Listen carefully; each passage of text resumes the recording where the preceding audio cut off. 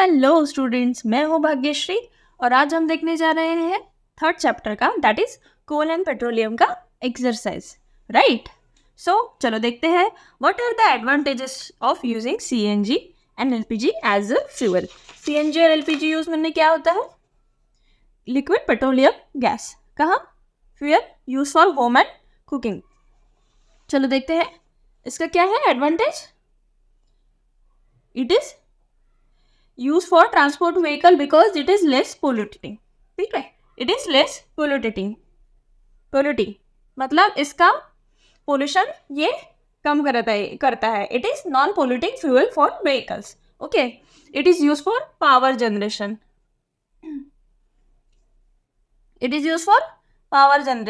ठीक है, it is the great advantage of CNG is that it can be use directly for burning in home and factories where it is can be supplied through pipes. ये लिख सकते हो आप, it is used directly for burning in homes and factories where it is can be supplied through pipes. It is cleaner fuel. ये भी लिख सकते हो आप, it is cleaner fuel and it is easily available, right? It is easily available. These are the advantages of CNG and LPG. Slow करके video को slow करके या फिर वीडियो को पॉज करके आप लिख भी सकते हो, ठीक है? मैं बोल देती हूँ, it is less polluting, okay, it is cleaner, it is use as it is use directly for burning in house and homes and industries, right? And it is easily available. Name the petroleum product use for surfacing of roads. क्या होता है ये? कौन सा है? Bitumen. Bitumen is a petroleum that used for road surfacing. Describe how coal is formed from the dead vegetation. What is the process called? इस process को क्या कहते हैं? तो क्या लिखेंगे हम? ये पूरा पैराग्राफ, ठीक है? ये पूरा पैराग्राफ यहाँ से यहाँ तक, ठीक है? About 300 million years ago, the earth had dense forests. It is low-lying wetlands area. Due to the natural process like flooding, these forests got buried under the soil. As more soil deposited over them, they were compressed. मतलब कुछ 300 करोड़ साल पहले, ठीक है, earth has dense forest, मतलब अर्थ पे बहुत ज़्यादा घने जंगल हुआ करते थे और वेटलैंड्स हुआ करते थे.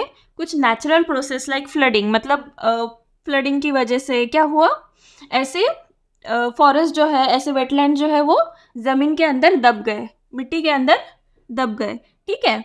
और ये फॉरेस्ट क्या हुआ, एज मोर सॉइल डिपॉजिटेड ओवर देम, मतलब उनके ऊपर जैसे जैसे ज़्यादा सॉइल बढ़ती गई वो अंदर ज़मीन के अंदर और धंसते गए और कॉम्प्रेस होते गए, ठीक है? और टेम्परेचर क्या हुआ, बढ़ता गया जैसे जैसे वो डीपर होते गए, मतलब डीपर चले गए अर्थ में और डीपर जाने लगे. तो क्या हुआ, अर्थ के अंदर क्या है, टेम्परेचर ज़्यादा है, राइट? गर्म लावा, कोर, क्रस्ट वगैरह है ना अंदर, तो अंदर टेम्परेचर बहुत ज़्यादा है. तो इस वजह से क्या हुआ, हाई प्रेशर और हाई टेम्परेचर की वजह से dead plants got slowly converted into coal, ठीक है? As coal contains mainly carbon, the slow process of conversion of dead vegetation into coal is called as carbonization. तो इस प्रोसेस को क्या कहते हैं? कार्बनाइजेशन, ठीक है? As coal contains mainly carbon, the slow process of conversion of dead vegetation into coal is called as carbonization. Right? मिल गया आपको आपका आंसर? नेक्स्ट क्या है? Fill in the blanks. Fossil fuels क्या है? बताओ. Coal, petroleum and natural gas. Coal, petroleum and natural gas. Okay, the process of separation of different constituents from petroleum is called as, क्या बोलते हैं? Refining. Process of petroleum मतलब petroleum से जो अलग अलग कॉन्स्टिट्यूएंट्स हैं उसको सेपरेट करने की प्रोसेस को क्या कहते हैं हम? Refining.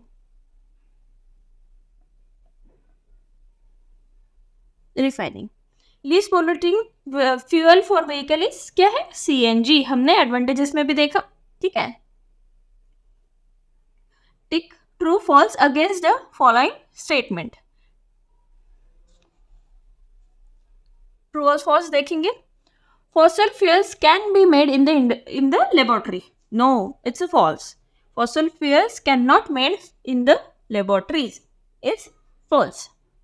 CNG is more pollutant fuel than petrol. Of course not. CNG is less pollutant. ये भी false है. ठीक है. Coke is almost pure form of carbon. True. Coke is almost pure form of carbon.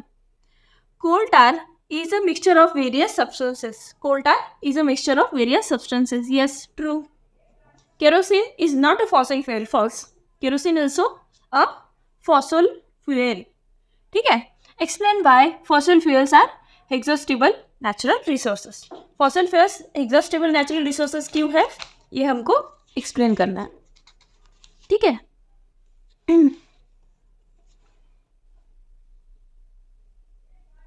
देखिए यहाँ पे given है. You have studied that in the beginning of chapter that some natural resources exhaustible like fossil fuel. मतलब fossil fuels are exhaustible. कैसे? देखो. You know that coal and petroleum are fossil fuels. It required dead organisms millions of years to get converted into these fuels. Okay. On the other hand, the known reserves of these will last only a few hundred years. कुछ सालों तक ही ये रहने वाले हैं. मतलब बहुत पास इनको क्या है, बहुत साल लगते हैं एक तो बनने में, और अब क्या है, रिजर्वायर्स हमारे ख़त्म होने वाले हैं, इसीलिए वो कुछ 100 साल तक की ही अब हमारे पास अवेलेबल है फॉसिल फ्यूल्स. ठीक है. सो ह्यूमन एक्टिविटीज से कम होते जा रहे हैं फॉसिल फ्यूल्स, इसीलिए these are exhausted by human activities. बाद में हम ये सेंटेंस लिख सकते हैं. The amount of these resources is in the nature is limited. They can be exhausted by human activities. ठीक है. So fossil fuels are exhaustible natural resources. जो खत्म होने वाला है रिसोर्स. ओके. समझ में आया? ये वाला सेंटेंस लिखना है. It required the dead organisms millions of years to get converted into fossil fuels, and these are only last for few hundred years now.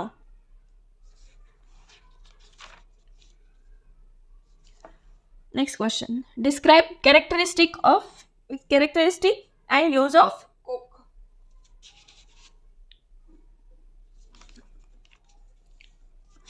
Meres coke.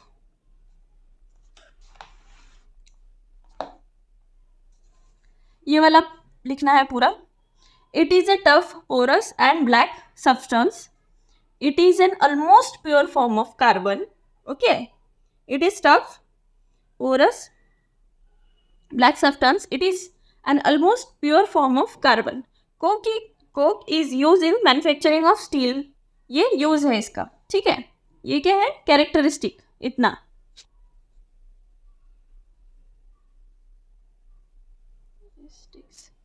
और ये क्या है?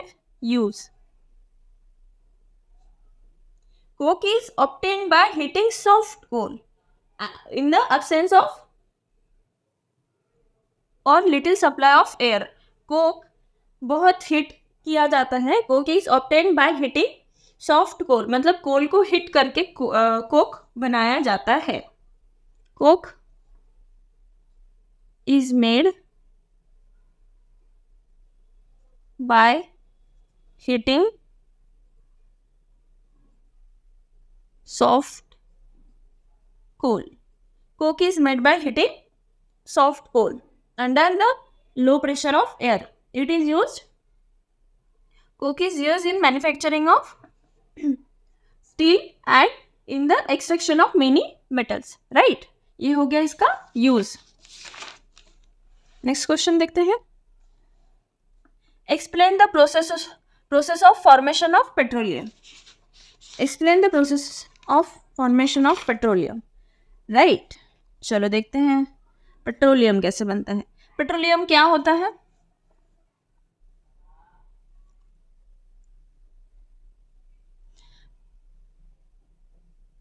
heavy motors and vehicle like truck. Petrol and diesel are obtain from natural resources called petroleum. ठीक है, petrol and diesel. How petrol is form. Question यही है ना, explain the process of formation of petroleum.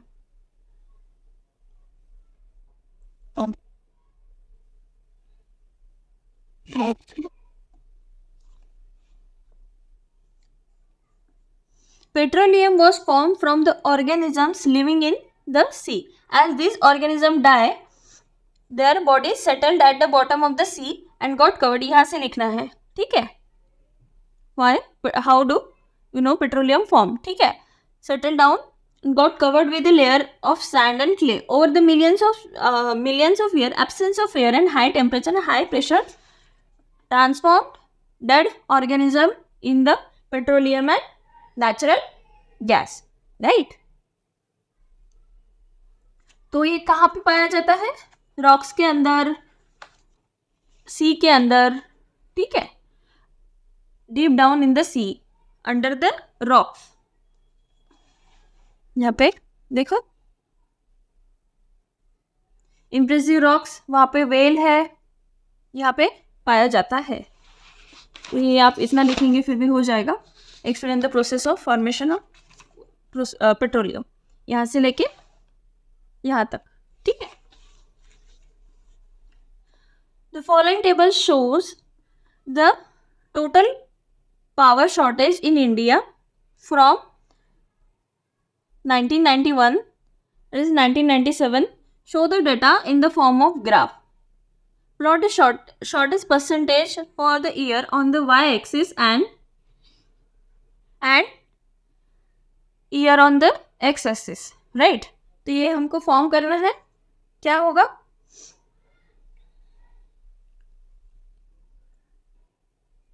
चलो हम देखते हैं 9th question को कैसे सॉल्व करें, कैसे ग्राफ बनाए. ठीक है, तो ये गिवन है परसेंटेज, शॉर्ट परसेंटेज और ईयर्स. ठीक है, तो हम एक्स एक्सिस और वाई एक्सिस पे प्लॉट कर लेंगे. दिख रहा है?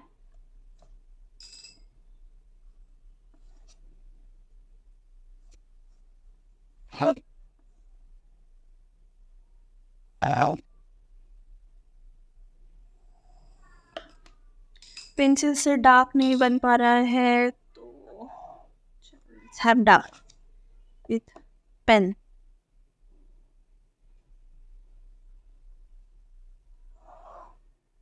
ठीक, तो एक्स एक्सिस पे क्या लेना है? Years, years on x axis. ये हो गया हमारा एक्स एक्सिस, एक्स एक्सिस. और ये हो गया हमारा वाई एक्सिस. वो नीचे रख देती हूँ मैं ताकि आपको सही से दिखे. चलो 1991, 1992, तो इसमें हम कितना है? 7 है ना. 2 के डिस्टेंस से ले सकते हैं क्या? 1 2 3 4 5 6 एंड 7. यस, 2 के डिस्टेंस से लेते हैं. 2 सेंटीमीटर का एक. ठीक है, 1 2 3 4 5 6 एंड 7. राइट, तो ये क्या हुआ? ईयर 1991. ये क्या हुआ? ईयर 1992. ये 1993. ये 1994. ये 1995, 1996, 1997. ओके, अभी वाई एक्सिस पे क्या लेंगे हम? ये क्या गिवन है? Shortest percentage. तो देखिए शॉर्टेस्ट परसेंटेज क्या है? 7.9, 7.8, 8.3, 7.4, 7. ये सारे 7 की रेंज में है. तो हम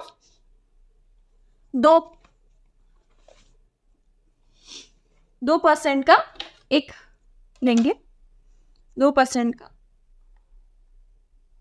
1 सेंटीमीटर, सॉरी 2 सेंटीमीटर. ठीक है.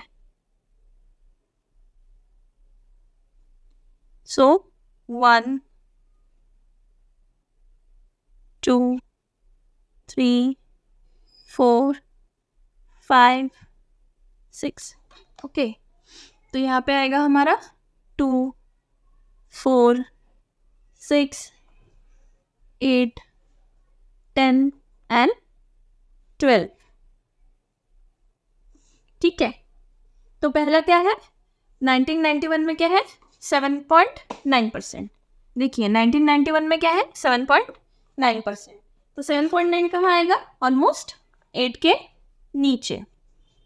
तो ये हमने ले लिया यहाँ से 7.9 यहाँ तक, ऑलमोस्ट 8 के नीचे 7.9. ठीक है, 8 से नीचे आना चाहिए थोड़ा सा. ओके, नेक्स्ट क्या है? 7.8.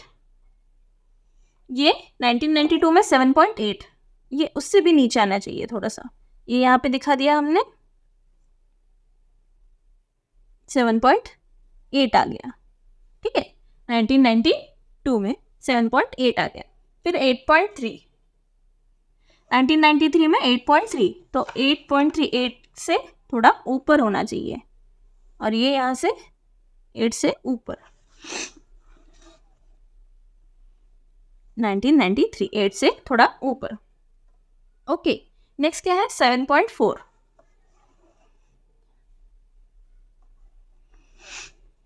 सो 7.4 आना चाहिए इसके नीचे. अब क्या है? 7.1. तो 6 और 8 के बीच में 1, 7.1, 1995.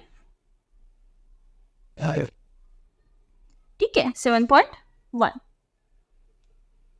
और नेक्स्ट क्या है? 9.2. तो ये 8 और 10 के बीच में, ऑलमोस्ट यहाँ पे. ठीक है, 9.2. और नेक्स्ट क्या है? 11.5. 1997 का 11.5 मतलब ऑलमोस्ट 12 के नीचे.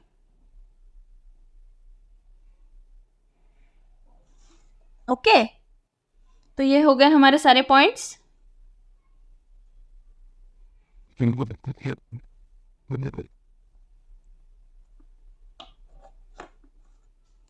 अब हम इसको ज्वाइन कर लेते हैं.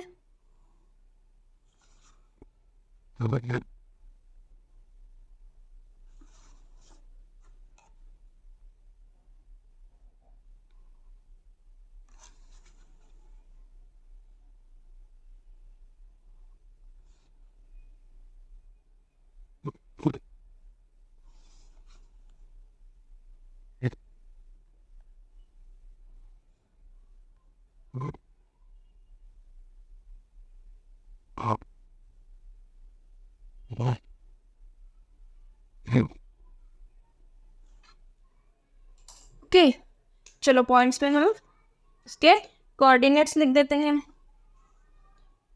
ये क्या है? वैल्यू क्या है इसकी? 7.9. इसकी वैल्यू क्या है? 7.8. इसकी वैल्यू क्या है? 8.3. इसकी वैल्यू 7.4. नेक्स्ट 7.1. इसकी वैल्यू क्या है? 9.2. इसकी वैल्यू क्या है? 11.5. राइट. चलो ये हो गया हमारा लास्ट क्वेश्चन का आंसर. यहाँ पे हमारा कोल एंड पेट्रोलियम का एक्सरसाइज खत्म होता है. नेक्स्ट हम देखेंगे नेक्स्ट यूनिट नेक्स्ट वीडियो में. प्लीज़ प्लीज़ प्लीज़ वीडियो को लाइक शेयर एंड सब्सक्राइब करिए. अगर आपको कोई भी डाउट है, कोई भी क्वेरी है क्वेश्चन आंसर्स में, तो आप प्लीज़ कमेंट बॉक्स में कमेंट करिए. अगर नहीं समझ में आया हो तो मैं आप वीडियो को रिपीट देख सकते हैं, स्लो मोशन में भी देख सकते हैं, ठीक है। तो अगर कोई क्वेश्चन ना समझ आया हो तो आप स्लो स्पीड करके देख सकते हैं। तब तक के लिए thank you, bye. Next video तक के लिए थैंक्स एंड बाय। और please like, share and subscribe. Thank you so much.